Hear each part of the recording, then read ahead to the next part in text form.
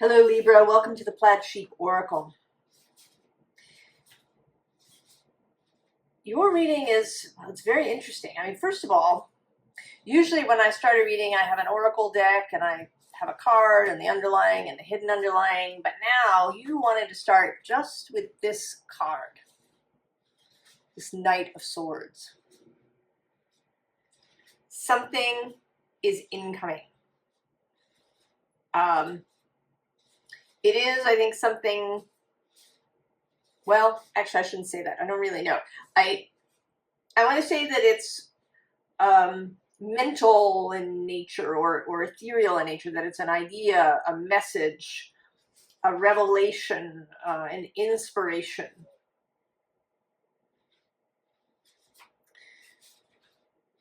That is incoming.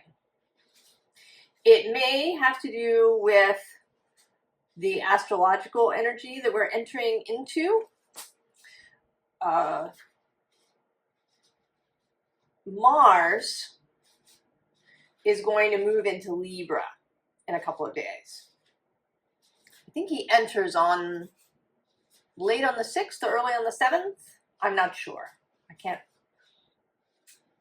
But soon after that, he makes the point of a kite shape. So there's Saturn and Neptune on the top in Aries. Then there's Uranus in Gemini, Pluto in Aquarius. And at the tip of the kite is Mars in Libra. And this is several days.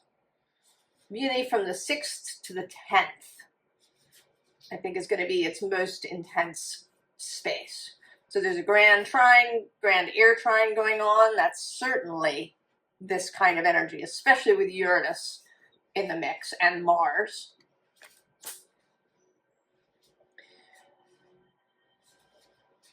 And then there's this oppositional thing. There's also the sextiles from Pluto to Neptune, Saturn, and Uranus to Neptune, Saturn.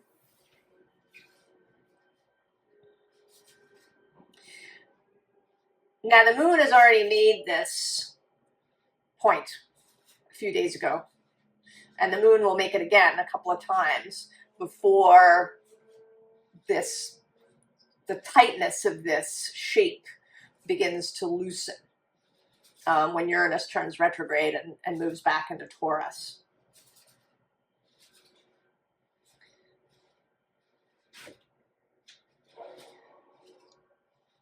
But the other planets are going to get there too. Venus will get there and the sun will get there and form this point. And this time period, some people call it Lionsgate, the 8th of the 8th. It is the time period when Sirius, the star Sirius, makes its heliacal rise. That means it becomes visible from behind the sun. For the ancient Egyptians, this was a sign that the Nile was going to flood, the time of inundation. So I think of it not as a single day, just the 8th of the 8th, but this whole time period, because the heliacal rise is different at different latitudes of the Earth. It started the end of July and will go through mid-August, depending on where you are on the planet. So it's a whole space, right, in this time of inundation. Something becoming really fertile, becoming full, a flooding.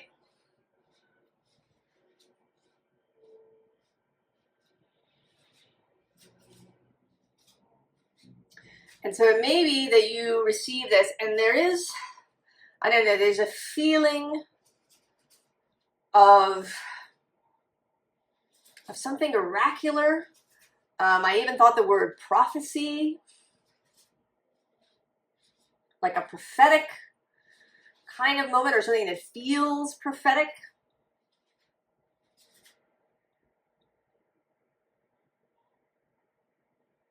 And it's coming through your reading. I think it may be something that we all experience in some way. And it's coming through your reading because you are the point of the kite, the bottom point of the kite. The space where Mars will be.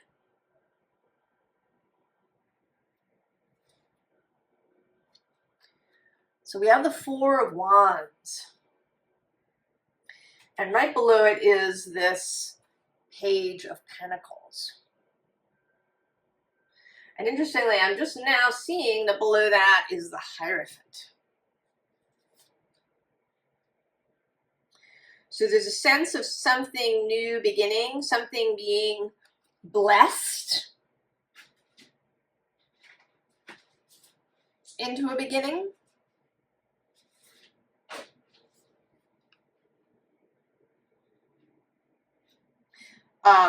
There is a sense possibly of a marriage, both with the Hierophant and the Four of Wands. But I think that it's bigger than that. It's something about who you are becoming. That you're entering some new stage and that it's not going to be immediately visible.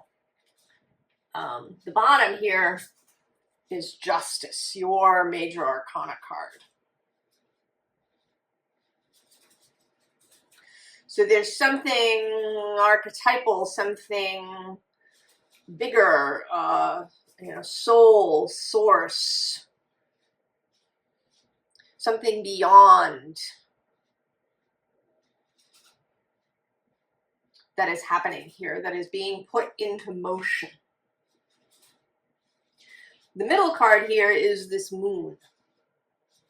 Now, the full moon in Aquarius happens right in the center of this aspect on August 9th. So it is going to be an intense period.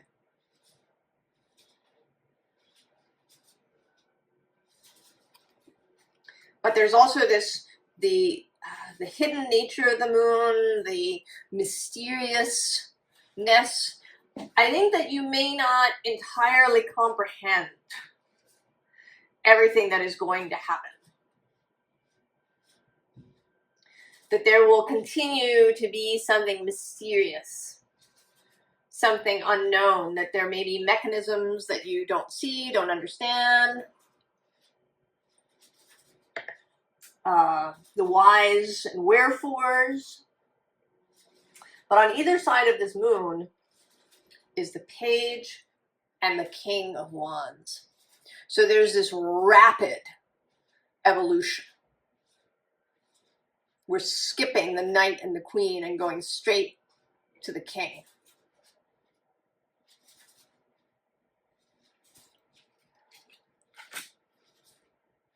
It may also be that you're going to be asked to step up in some way.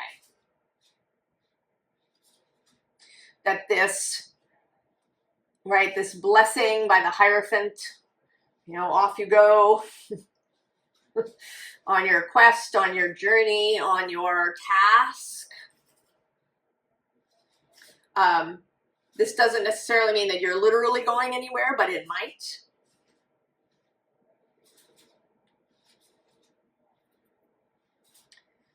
And then we have this protection spell. And right below that is the Six of Cups. And this particular Six of Cups is my soul connection card, right? These twins, you and your soul, your human self and the soul aspect.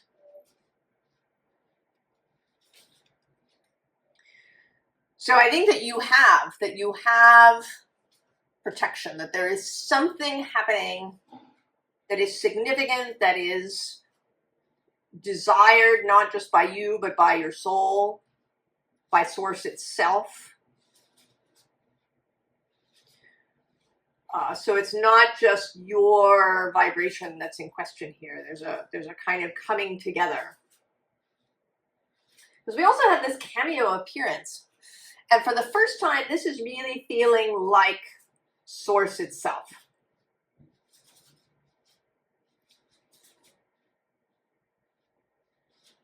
You know, in a movie, if the director, right, if George Lucas or Steven Spielberg or somebody was to have a cameo walk-on in their own movie.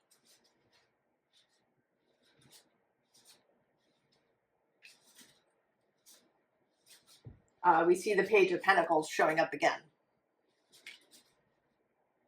And then also I'm seeing now this Master card.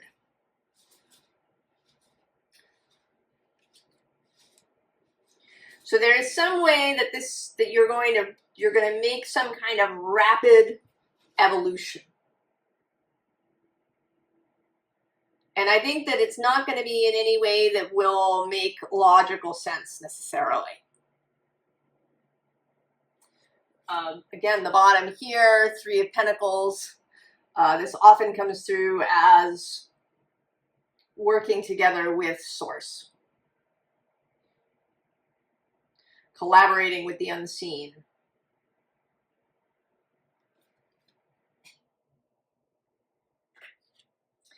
So then we have conscious life.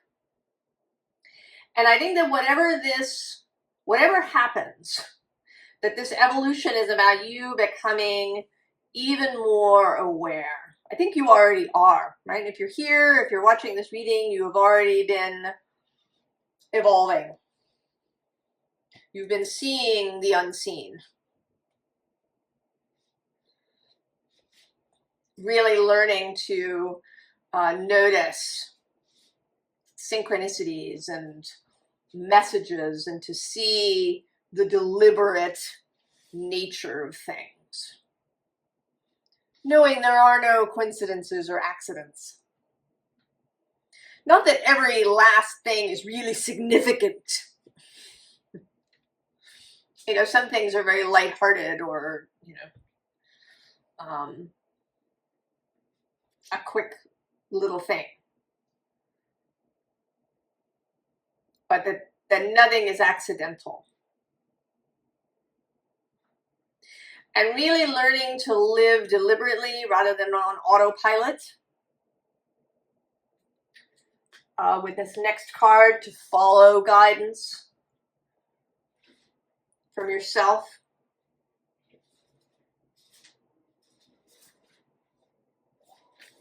And that it's all part of this homecoming that has been coming through, the coming back to the true self.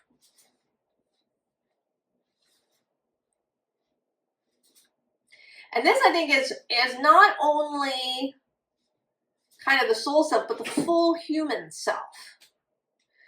You know, maybe you've been exploring some of your human skills.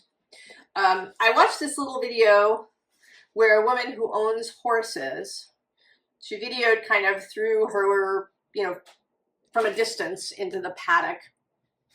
And she was talking about how the horses had alerted to something.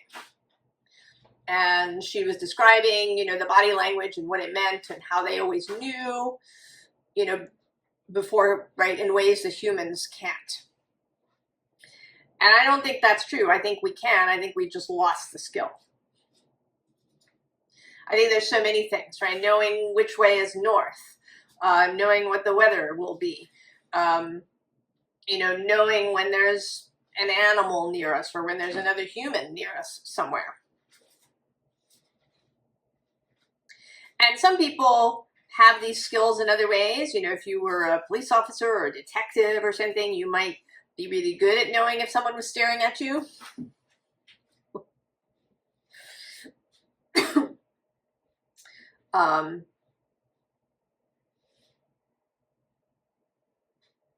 But that these are all skills that human beings have. And we've just given them up. Because we found tools and technologies that can do it faster, perhaps. Or consistently, or, you know, allow us to do it when we're occupied with something else. And this has made many things possible, but it's also, I think, pulled us away from our true selves and created a kind of dissatisfaction because we're forever outsourcing things. I suspect that this sort of generative AI thing is going to have a similar effect.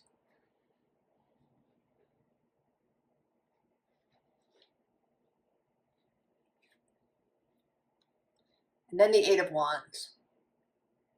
And an interesting thing about this is that I was torn for a moment between this card and this one. And I chose this one. And what this one is the Fool. And I feel like the difference here is that in this card, there is someone reaching out to you, whereas in this card, you are alone. So there is a new thing here. They're setting out on this journey, but you're not alone. The unseen is with you.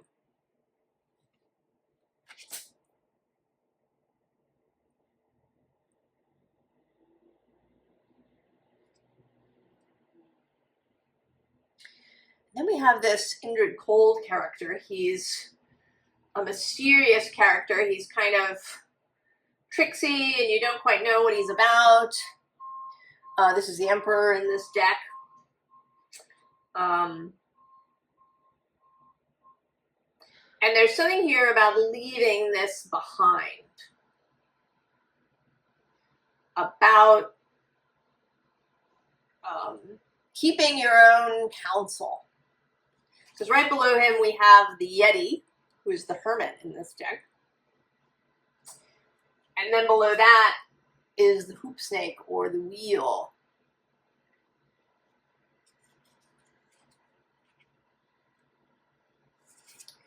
So I think that part of this process is really walking away from anything that is not in integrity for you. Anything that feels wrong.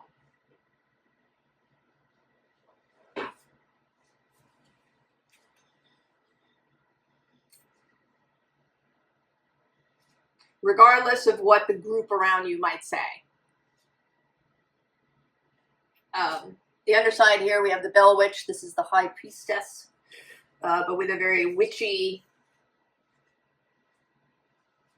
feeling to her. You know, making choices that may seem antithetical to those around you.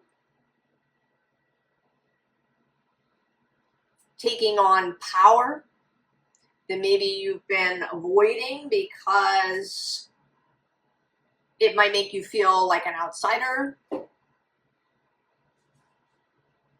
Or it might mean that you have to go in contradiction to someone in your immediate circle.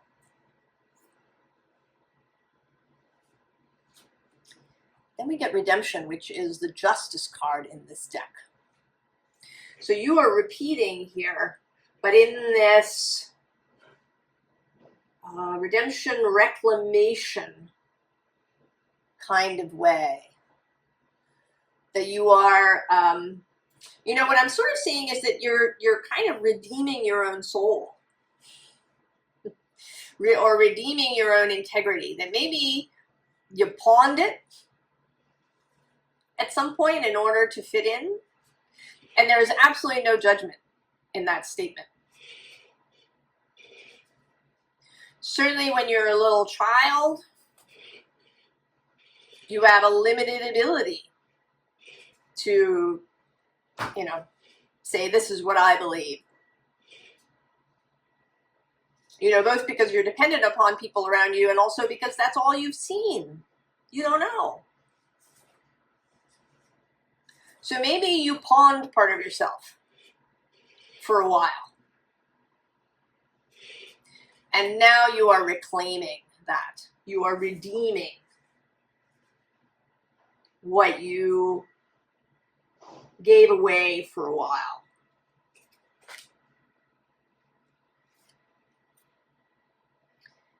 And then this kind of brings whatever, this is part of what brings this revelation,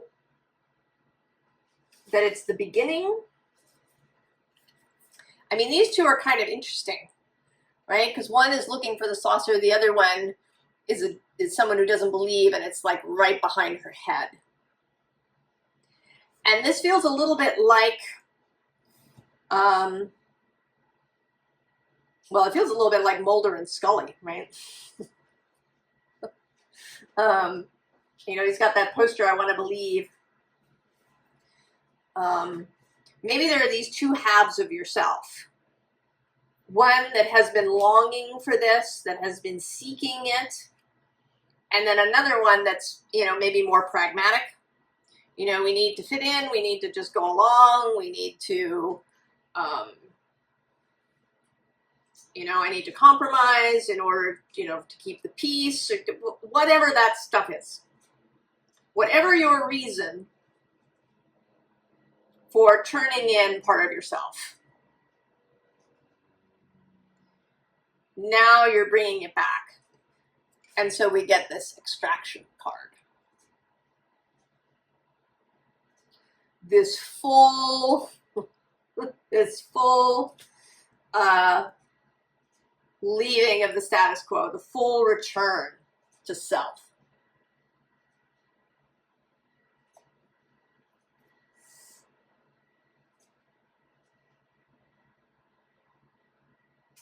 And this seems kind of, this middle period is sort of this process. And then we kind of get back to this idea of going out on the road. We have the Crystal Grotto. Whoop.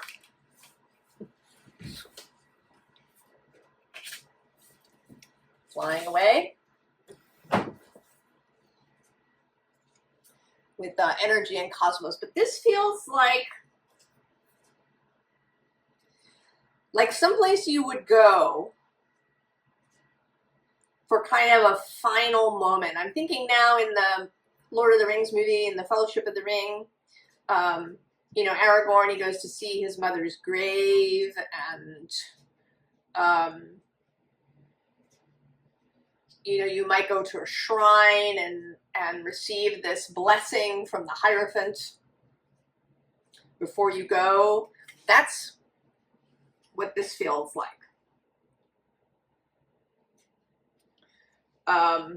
Below that we have the axe, which is, right, this disconnecting from anything that is not in integrity with you.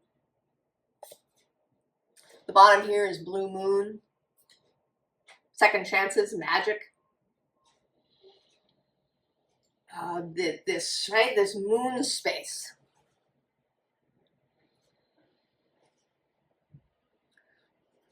I think this, I don't know, this mystic space. I mean, maybe it's coming through this way because it's going to be different for everyone, so I cannot know, I can't tell you what it's about because it's yours and not mine. So I can't know. But it may also remain wholly mysterious even to you.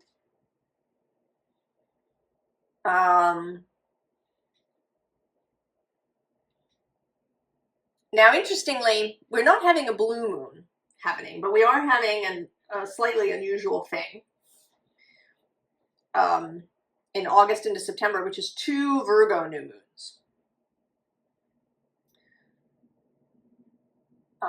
There's one on September 7th. Oh, no, I'm sorry, on August 21st.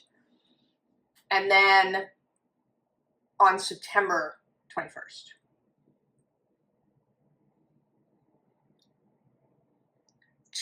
One at about 0 degrees of Virgo and one at 29 degrees of Virgo.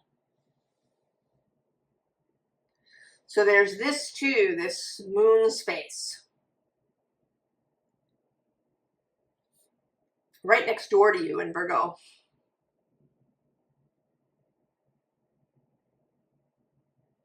You know, and then we enter Libra season. But we're going to get an Aries full moon before we get the Libra new moon. So there may be something about that too.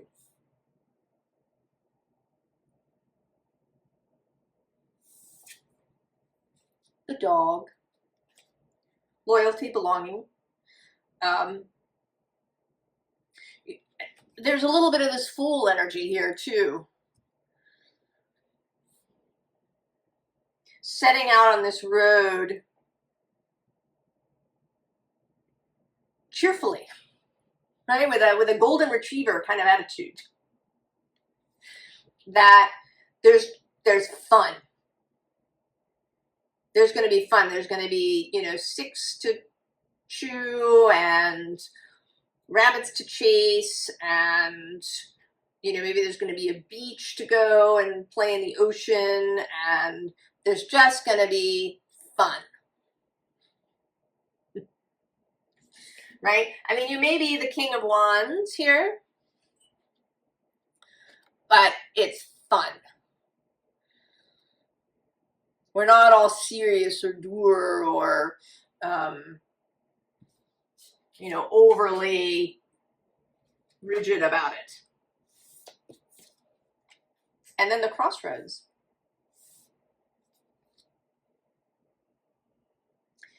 And this, you know, this feels like an opportunity to really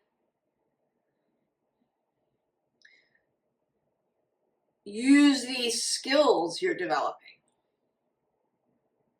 You know, maybe you sit at the crossroads for a little while. You don't rush through it. You really take a moment to stand and face in each direction and see, you know, which direction really calls to me. And I kind of have the feeling, I don't know, almost that there isn't a wrong way, or that it's, you know, kind of choosing between sapphires and rubies and diamonds, you know.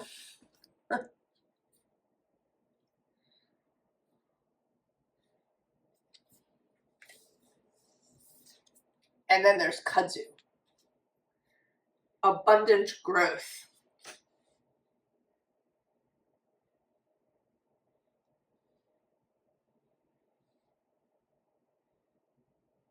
So whatever this incoming thing is, it's going to set you on this course.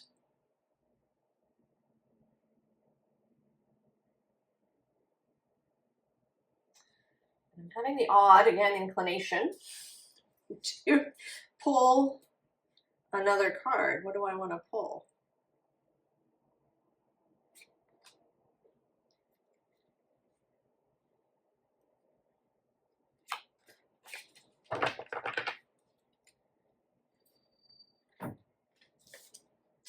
Oh, 8 of Cups. And the bare bones of winter.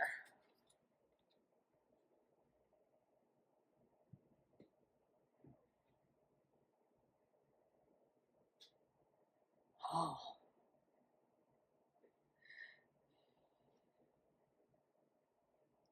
So this, I mean, this is sort of adding the idea that you're really building something from the ground up.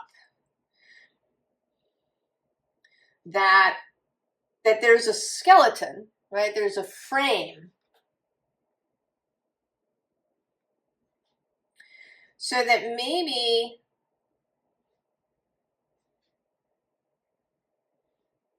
that is part of the fun. You know, you're leaving, right? You're going away from something with this 8 of Cups.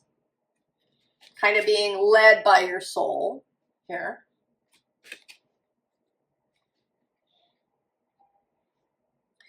And that it's just the beginning. That there's a framework, and that you can really enjoy filling it in.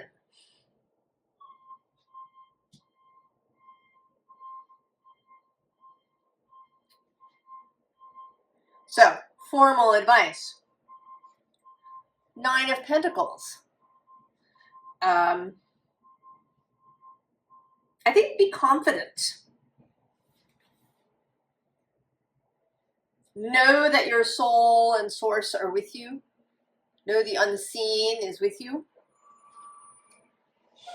That the information that you need is coming.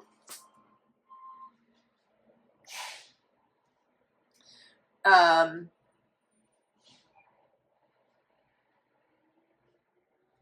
it doesn't need to be here, Ten of Wands, like a slog. And we have the Hierophant repeating.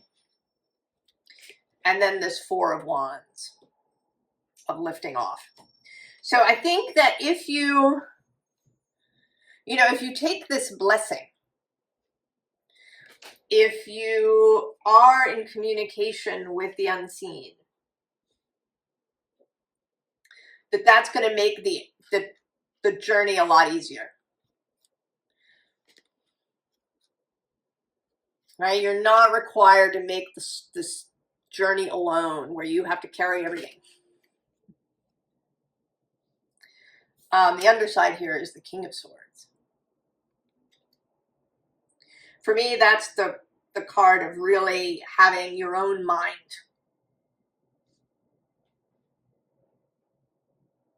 Making up your own mind about things. It's not closed-minded. You are willing, you're eager, perhaps, in fact, to engage with new information, but you make up your own mind.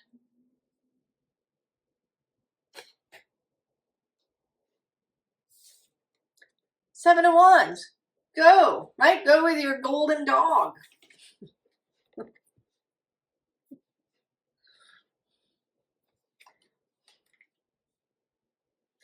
And you're not interested in having a fight with these other ones. They can do what they're going to do. You have your direction that you're taking.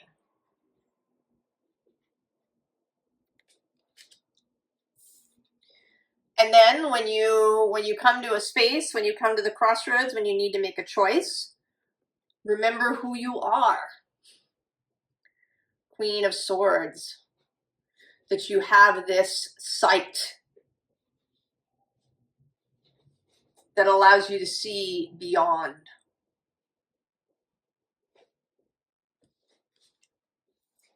And then it's interesting, we end with what is feeling like a mini justice.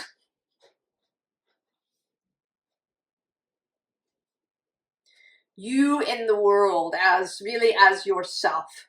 This combination of seen and unseen, physical and non-physical.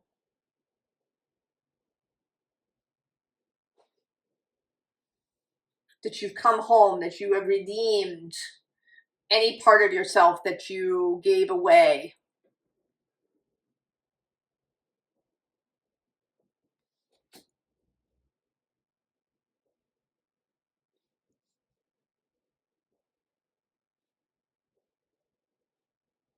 I don't know. I don't feel like I have anything else to say about it, and yet I kind of don't want to leave.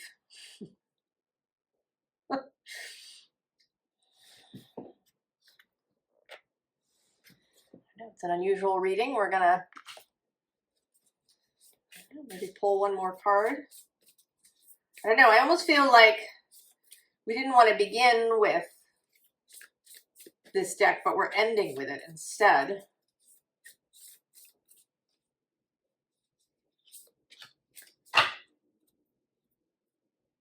Temple of the Rose on the bottom. Ancient power, expression, activation. Who's unseen? Codes of the seeds. The blueprint is within you.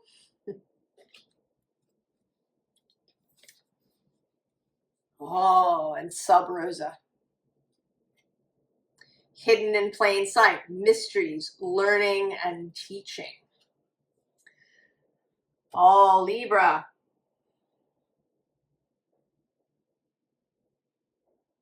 I think you are on the verge of something really expansive.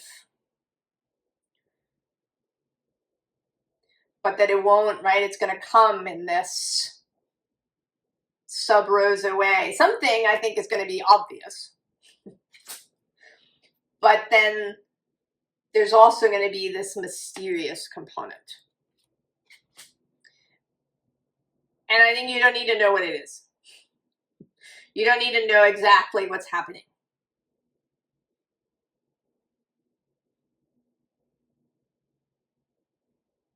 That it is a matter of trust, right? Trust this.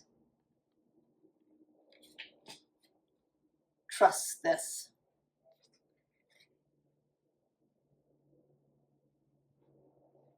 Well, I hope this is inspiring. I hope maybe it's comforting. And I wish you the very, very best, Libra. And I'll see you next time. So long.